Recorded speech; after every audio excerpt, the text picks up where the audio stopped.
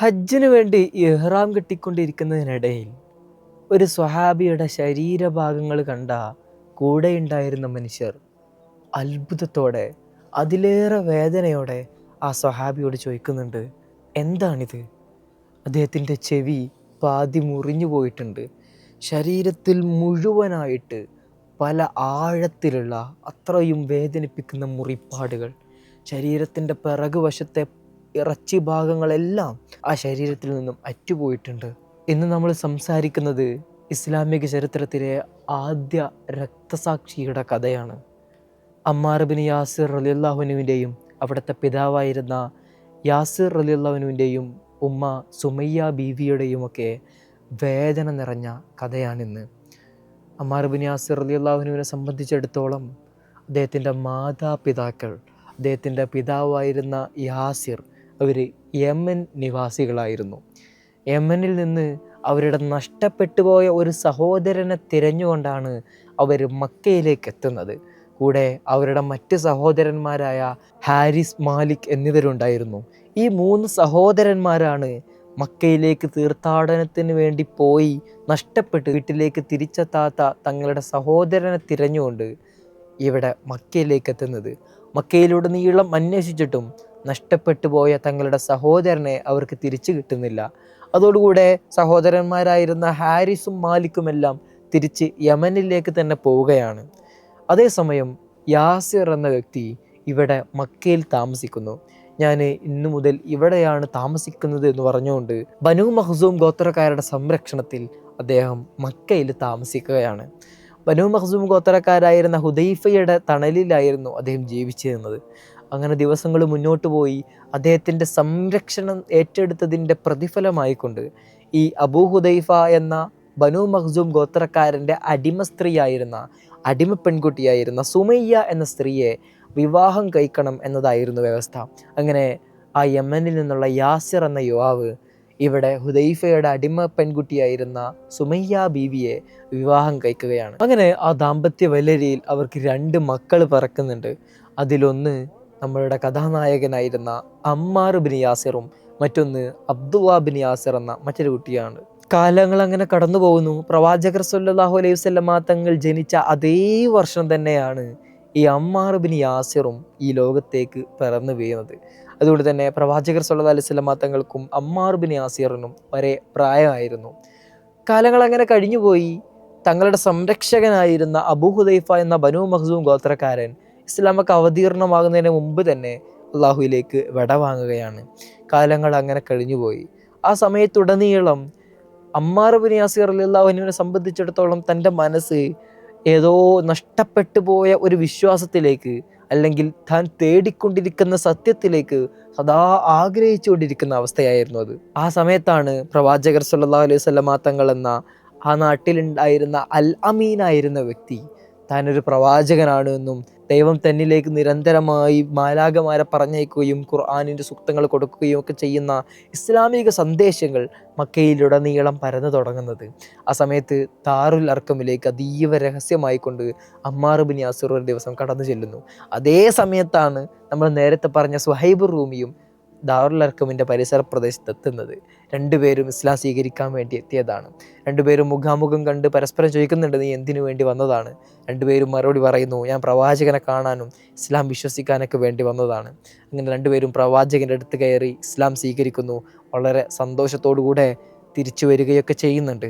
പിന്നീട് വീട്ടിലേക്കെത്തിയ അമ്മാർ റളിയല്ലാഹുവിനെ സംബന്ധിച്ചിടത്തോളം തൻ്റെ ഉമ്മയ്ക്കെതിരെയും ഉപ്പയ്ക്കെതിരെയൊക്കെ നിരന്തരമായിട്ട് അവർക്കെതിരെ സംസാരിക്കാൻ തുടങ്ങുന്നു.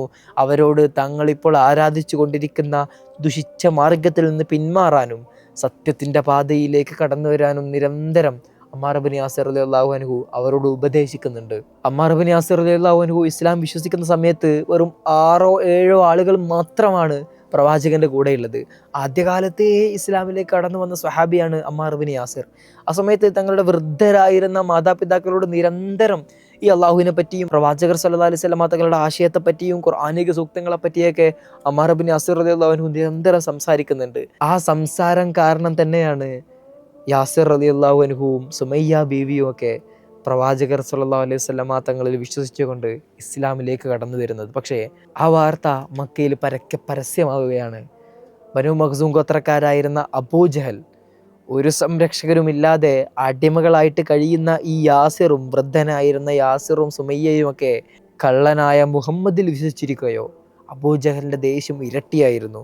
പോരാത്തതിന് തൻ്റെ ഗോത്രക്കാർ കൂടിയായ രണ്ടാളുകൾ ആ മുഹമ്മദിനെയും അവരുടെ വിശ്വാസത്തെയും ഒക്കെ നഖവും പല്ലും കൊണ്ട് എതിർത്ത് നിൽക്കുന്ന സമയത്ത് തൻ്റെ എച്ചിൽ നിന്ന് തൻ്റെ ഗോത്രത്തിൽ കഴിയുന്ന ആളുകൾ ആ മുഹമ്മദിൽ വിശ്വസിച്ചിരിക്കുന്നു എന്ന വാർത്ത അബൂജഹലിനെ സംബന്ധിച്ചിടത്തോളം വലിയ പരിഹാസവും അത്രത്തോളം ദേഷ്യം നിറഞ്ഞതായിരുന്നു. അതുകൊണ്ട് തന്നെയാണ് അന്നു മുതൽ അമ്മാർ ഇബ്നു യാസിർ റളിയല്ലാഹുവിനെതിരെയും യാസർ റളിയല്ലാഹുവിനെതിരെയും സുമയ്യ ബീവിക്കെതിരെയും ഒക്കെ കടുത്ത പരീക്ഷണങ്ങളും പീഡനങ്ങളും ആ നിമിഷം മുതൽ ആരംഭിക്കുന്നത്. ഇവരെ അത്രമേൽ മൃഗീയമായിട്ട് പീഡിപ്പിക്കണമെന്നും അത് കണ്ടുകൊണ്ട് ഇനി ആരും ബനു മഖ്സൂം ഗോത്രക്കാരിൽ നിന്ന് ഇസ്ലാം വിശ്വസിക്കരുത് എന്നതുമായിരുന്നു അബൂജഹലിൻ്റെ ആഗ്രഹം. അങ്ങനെയാണ് അബൂജഹൽ ആ 3 പേരെയും, ആ പിതാവിനെയും ഭാര്യയെയും മകനെയും ആ മരുഭൂമിയിലേക്ക് വലിച്ചു കൊണ്ടുപോവുകയും അവിടെ മൃഗീയമായ പീഡനങ്ങൾക്ക് തുടക്കം കുറിക്കുകയും ചെയ്യുന്നത്. ബിലാൽ തങ്ങളുടെ പോലെ, ഖബ്ബാബ് ബിൻ അറത്ത് റളിയല്ലാഹു അൻഹുവിനെ പോലെ ഇവരുടെ ചരിത്രമൊക്കെ നമ്മൾ നേരത്തെ ഈ സീരീസിലൂടെ അവതരിപ്പിച്ചിട്ടുള്ളതാണ്. അത്രമേൽ മൃഗീയമായിട്ട് തന്നെയാണ് അമ്മാർ റളിയല്ലാഹു അൻഹുവിനെയും കുടുംബത്തെയും അബൂജഹലും സംഘവും പീഡിപ്പിക്കുന്നത്. ആദ്യമായിട്ട് അവർ ഈ യാസിർ എന്ന വ്യക്തിയെയും ഭാര്യ സുമയ്യ ബീവിയെയും അത്രമേൽ ക്രൂരമായിട്ട് പീഡിപ്പിക്കുകയാണ്. ആ അവസരത്തിൽ പോലും അവരുടെ നാവിൽ നിന്ന് പോലും അവർ അല്ലാഹു അല്ലാതെ മറ്റൊരു ദൈവത്തെയും വിളിക്കാൻ പോലും തയ്യാറായില്ല എന്നുള്ളതാണ്. അതിൻ്റെ ദേഷ്യം കാരണത്താൽ വളരെ പ്രായമായിട്ടുണ്ട് ആ സമയത്ത് യാസിർ റളിയല്ലാഹു അൻഹുവിനും സുമയ്യ ബീവിക്കൊക്കെ. അതുകൊണ്ട് സുമയ്യ ബീവിയോട് പലവട്ടം അബൂജഹൽ പറയുന്നുണ്ട്, നീ ലാത്ത് എന്ന് വിളിക്കണം, മുസ്സ എന്ന് വിളിക്കണം എന്നൊക്കെ. പക്ഷേ അവരുടെ ഈമാൻ അത്രത്തോളം ഹൃദയത്തിൽ ഉറച്ചു പോയിരുന്നു. അതിൽ നിന്ന് പിന്മാറാൻ തയ്യാറാവാത്തത് കൊണ്ട് അബൂജഹൽ ഒരു കുന്തെടുത്തിട്ട് ആ വൃദ്ധയായിരുന്ന സുമയ്യ ബീവിയെ കുത്തുകയാണ്. ഉടനടി അവരവിടെ വെച്ചുകൊണ്ട് അള്ളാഹുവിലേക്ക് വിടവാങ്ങുന്നു. ഇസ്ലാമിക ചരിത്രത്തിലെ ആദ്യത്തെ രക്തസാക്ഷിയായി സുമയ്യ ബീവി മാറുന്നു. സുമയ്യ ബീവി വഫാത്തായതോടുകൂടെ യാസിർ റളിയല്ലാഹു അൻഹുവിനെയും അവർ ക്രൂരമായി പീഡിപ്പിച്ച് വധിച്ച് കളയുകയാണ്. ഇസ്ലാമിക ചരിത്രത്തിൽ 2 പേരും, ഭാര്യയും ഭർത്താവും, ആദ്യമായി ഷഹീദായിക്കൊണ്ട് സ്വർഗവാഗ്ദാനത്തിൻ്റെ പൂർത്തീകരണത്തിലേക്ക് നടക്കുകയാണ്. തൻ്റെ ഉമ്മയെയും ഉപ്പയെയും കൺമുന്നിലിട്ട് ക്രൂരമായി പീഡിപ്പിച്ച് കൊന്നതോടുകൂടെ അമ്മാർ ഇബ്നു യാസിർ റളിയല്ലാഹു അൻഹു ഭയന്നുകൊണ്ട് അവർ പറഞ്ഞതുപോലെ അവരുടെ ദൈവങ്ങളെ നാവുകൊണ്ട് വിളിക്കുകയാണ്. അതോടുകൂടെ അമ്മാർ ഇബ്നു യാസിറിനെ ആ ദൈവങ്ങളുടെ പേര് വിളിച്ചതോടുകൂടെ അവർ വെറുതെ വിടുകയും ഉടനടി അമ്മാർ ഇബ്നു യാസിർ ഓടി പ്രവാചകൻ്റെ അടുത്തേക്ക് വരികയാണ്. നബിയെ, ഞാൻ അവരങ്ങനെ പീഡിപ്പിച്ച് കഴിഞ്ഞപ്പോൾ, എൻ്റെ ഉപ്പയെ അവർ കൊന്നു കഴിഞ്ഞപ്പോൾ, എൻ്റെ ഉമ്മയെ അവർ പീഡിപ്പിച്ച് കൊന്നു കളഞ്ഞപ്പോൾ നബിയെ, ജീവനിൽ കൊതി തോന്നി, ജീവിക്കാൻ വേണ്ടിയിട്ടാണ് അവരുടെ ദൈവങ്ങൾ വിളിച്ചു പോയത്, എനിക്ക് പുറത്തു തരുമോ നബി എന്ന് ചോദിച്ചപ്പോൾ പ്രവാചകൻ അമ്മാർ ഇബ്നു യാസിർ റളിയല്ലാഹു അൻഹുവിനോട് മറുപടി പറയുന്നത്, അമ്മാർ, നിൻ്റെ ഹൃദയത്തിൽ അപ്പോൾ എന്തായിരുന്നു? എൻ്റെ ഹൃദയത്തിൽ എൻ്റെ അള്ളാഹു അല്ലാതെ മറ്റാരുമില്ല എന്നുറക്കെ പ്രഖ്യാപിക്കുകയാണ് അമ്മാർ ഇബ്നു യാസിർ.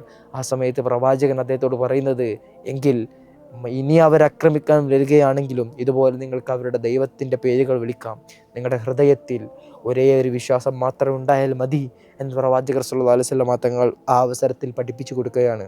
പ്രവാചകർ സല്ലല്ലാഹു അലൈഹി വസല്ലമ തങ്ങളും ഉസ്മാൻ റളിയല്ലാഹു അൻഹുവും ഒരു ദിവസം മരുഭൂമിയിലൂടെ ഇങ്ങനെ നടന്ന് നീങ്ങുമ്പോഴാണ് ഇവരെ ആക്രമിക്കുന്നത് കാണുന്നത്.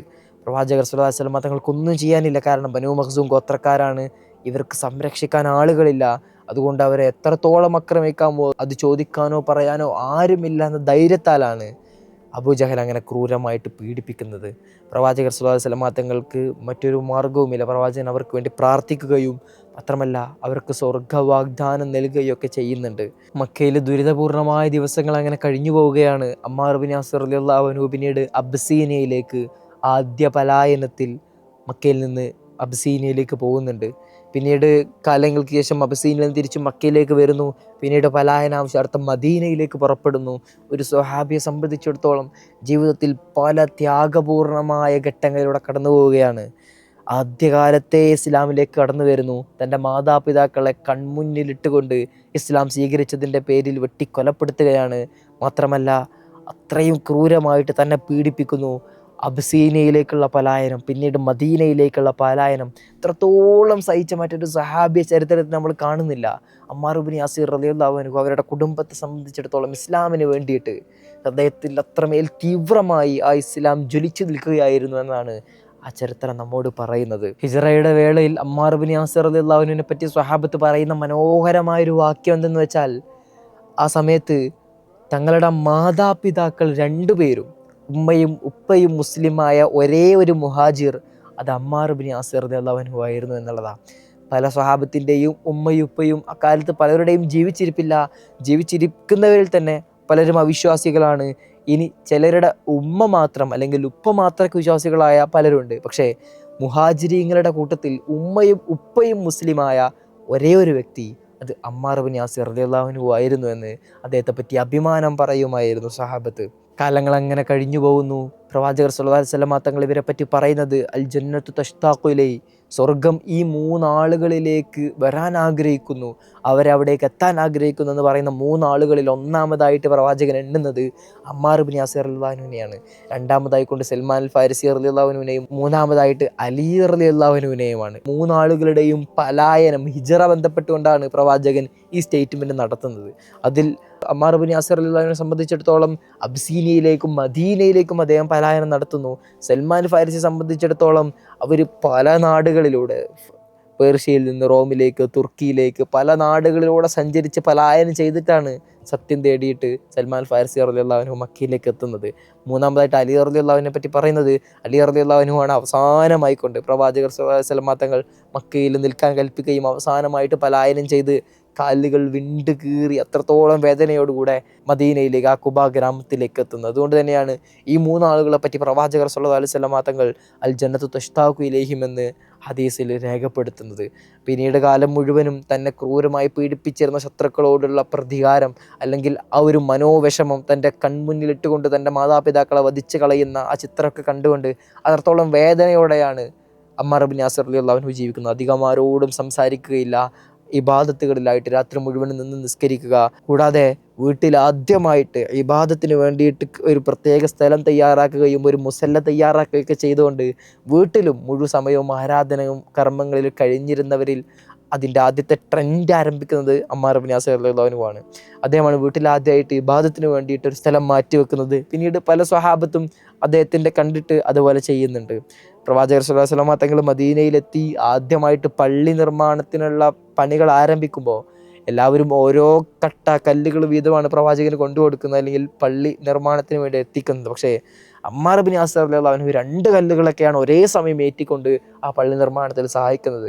എന്തിനാണ് അമ്മാർ ഇങ്ങനെ കഷ്ടപ്പെടുന്നതെന്ന് ചോദിക്കുമ്പോൾ പ്രവാചകനോട് മറുപടി പറയുന്നത്, എനിക്ക് ഒരുപാട് പ്രതിഫലം വേണം നബിയെ, എനിക്ക് സ്വർഗം വേണം നബിയെ എന്ന അവിടുത്തെ അചഞ്ചലമായ വിശ്വാസത്തിൻ്റെ, പ്രതിഫലമോഹത്തിൻ്റെ, സ്വർഗമോഹത്തിൻ്റെ പാഠങ്ങളാണ് അമ്മാർ ഇബ്നു യാസിർ റളിയല്ലാഹു അൻഹു നമ്മെ പഠിപ്പിക്കുന്നത്. പ്രവാചകർ സ്വല്ലല്ലാഹു അലൈഹി വസല്ലം തങ്ങളോട് കൂടെ വളരെ മനോഹരമായ പാട്ടുകളൊക്കെ പാടിയിട്ട് അവരങ്ങനെ ആ പള്ളി നിർമ്മാണം പൂർത്തീകരിക്കുന്നുണ്ട്.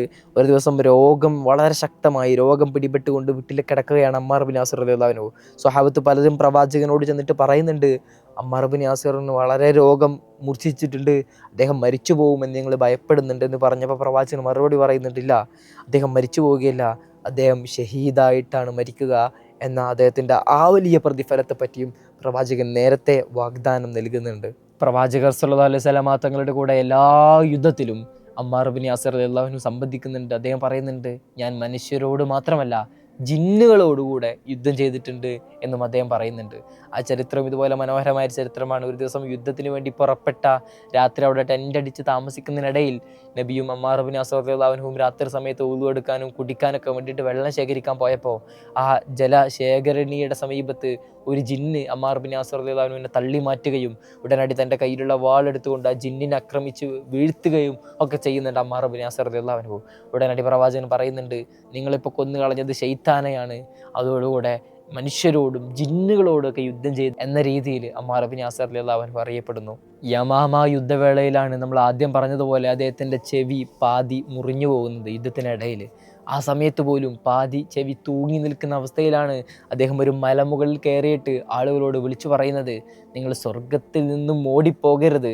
മുസ്ലിം സൈന്യത്തോട് അദ്ദേഹം വിളിച്ചു പറയുകയാണ്, സ്വർഗത്തിലേക്ക് ഓടി വരൂ, ഈ ശത്രുപാളയത്തെ തകർത്ത് കളയൂ എന്ന് മുസ്ലിങ്ങളെ പ്രചോദിപ്പിക്കുന്ന അമ്മാർ ഇബ്നു യാസിർ റളിയല്ലാഹു അൻഹു. തൻ്റെ പാതി മുറിഞ്ഞു പോയ ചെവി തൻ്റെ അഭിമാന സ്തൂപമായിക്കൊണ്ടാണ് അമ്മാർ ഇബ്നു യാസിർ റളിയല്ലാഹു അൻഹു ജീവിതത്തിലുടനീളം കൊണ്ട് നടക്കുന്നത്. അതിനെപ്പറ്റി സംസാരിക്കുന്നവരോടൊക്കെ ഇത് അള്ളാഹു എനിക്ക് തന്ന സമ്മാനമാണ്, അള്ളാഹുവിൻ്റെ പാതയിൽ ഞാൻ പോരാടി നേടിയെടുത്ത ഒരു അഭിമാന സ്തംഭമായിക്കൊണ്ടാണ് തൻ്റെ പാതി മുറിഞ്ഞ ചെവി അമ്മാർ ഇബ്നു യാസിർ റളിയല്ലാഹു അൻഹു മുന്നോട്ട് കൊണ്ടുപോയിരുന്നത്. ഉമർ റളിയല്ലാഹു അൻഹുവിൻ്റെ കാലത്ത് അദ്ദേഹത്തെ ഗവർണറായിക്കൊണ്ട് നിയമിക്കുന്നുണ്ട്. പിന്നീട് ഈ സിഫീൻ യുദ്ധവേളയിൽ, അലി റളിയല്ലാഹു അൻഹുവിൻ്റെ കാലത്ത് നടക്കുന്ന സിഫീൻ യുദ്ധവേളയിലാണ് അദ്ദേഹം അള്ളാഹുവിലേക്ക് വിട വാങ്ങുന്നത്. ആ ഫിത്നയുടെ സമയത്തെല്ലാം അലി റളിയല്ലാഹുവിൻ്റെ കൂടെ നിലയുറപ്പിക്കുന്ന അമ്മാർ ഇബ്നു യാസിർ റളിയല്ലാഹു അൻഹു തൻ്റെ 93-ാമത്തെ വയസ്സിലാണ് പ്രവാചകർ സ്വല്ലല്ലാഹു അലൈഹി വസല്ലം തങ്ങൾ നേരത്തെ വാഗ്ദാനം ചെയ്തതുപോലെ അള്ളാഹുവിൻ്റെ മാർഗത്തിൽ പോരാടി ഷഹീദായി അള്ളാഹുവിലേക്കുള്ള യാത്ര തുടങ്ങുന്നത്. ചരിത്രത്തിലെ മനോഹരമായ അധ്യായം എന്തെന്ന് വെച്ചാൽ അദ്ദേഹത്തിൻ്റെ മകനായിരുന്ന മുഹമ്മദ് ബിൻ അമ്മാർ റളിയല്ലാഹു അൻഹു അദ്ദേഹവും ഷഹീദായിക്കൊണ്ടാണ് ഈ ലോകത്തോട് വിട പറയുന്നത്. പിതാവായിരുന്ന യാസിർ റളിയല്ലാഹു അൻഹു, ഉമ്മ സുമയ്യ ബീവി, മകനായ അമ്മാർ ഇബ്നു യാസിർ റളിയല്ലാഹുവിൻ്റെ മകനായിരുന്ന മുഹമ്മദ് ബിൻ അമ്മാർ, എല്ലാവരും അള്ളാഹുവിൻ്റെ മാർഗത്തിൽ പോരാടി ജീവത്യാഗം ചെയ്ത മഹത്തുക്കളായിക്കൊണ്ടാണ്. ആ കുടുംബത്തിൻ്റെ മഹത്തരമായ ഐശ്വര്യവും അവരുടെ പ്രതാപവും ഒക്കെ ഒന്ന് വെറുതെ നമ്മൾ ആലോചിച്ച് നോക്കുക. അത്രത്തോളം പ്രതിഫലം അള്ളാഹു സുബ്ഹാനഹു വ തആല തിരഞ്ഞെടുത്ത അത്രത്തോളം പ്രധാനപ്പെട്ട ആ ജനറേഷൻ മുഴുവനും ഷഹീദുകളായിക്കൊണ്ട് അള്ളാഹുവിലേക്ക് വിടവാങ്ങുന്ന മനോഹരമായ കാഴ്ച. അള്ളാഹു സുബ്ഹാനഹു വ തആല അവരോടുകൂടെ നമ്മെ അവൻ്റെ ജന്നാത്തിൽ ഒരുമിച്ച് കൂട്ടുമാറാകട്ടെ എന്ന് പ്രാർത്ഥിക്കുന്നു. നാളെ ഇതേ സമയത്ത് മനോഹരമായൊരു കഥയുമായി നമുക്ക് വീണ്ടും ഇരിക്കാം എന്ന് ആശംസിച്ചുകൊണ്ട് അവസാനിപ്പിക്കുന്നു. വആഖിറു ദഅ്വാനാ അൽഹംദുലില്ലാഹി റബ്ബിൽ ആലമീൻ. അസ്സലാമു അലൈക്കും വറഹ്മത്തുള്ളാഹി.